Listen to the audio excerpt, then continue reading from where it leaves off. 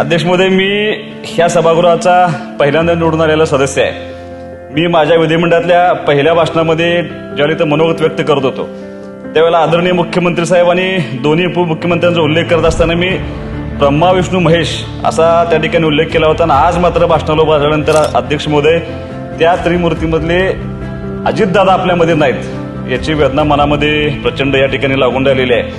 आणि पण आज सुनेत्रा वहिनी ज्या खंबीरपणाने कारभार सांभाळत आहेत ते पाहून आम्हाला तरुणांना निश्चितपणे एक प्रेरणा मिळेल असं वाटतंय. ब्रह्मा विष्णू महेश यापैकी अजितदादा जरी सोडून गेले असले तरी सुनेत्रा वहिनी आमच्यासाठी महिषासुरमर्दिनी म्हणजे देवी दुर्गेचं एक पराक्रमी रूप धारण करून या राज्याला न्याय देण्याची भूमिका त्या निश्चितपणे पार पडतील अशी माझी अपेक्षा आहे. अध्यक्ष महोदय, मरावे परी कीर्तिरूपी उरावे या उक्तीप्रमाणे या सभागृहात अजितदादांची कीर्ती कायम राहील. अर्थसंकल्प सादर करत असताना आदरणीय मुख्यमंत्री फडणवीस साहेबांनी दादांचे यथोचित स्मारक करण्याचा जो निर्णय घेतलाय तो खऱ्या अर्थानं आमच्यासाठी अत्यंत भावनेचा विषय आहे.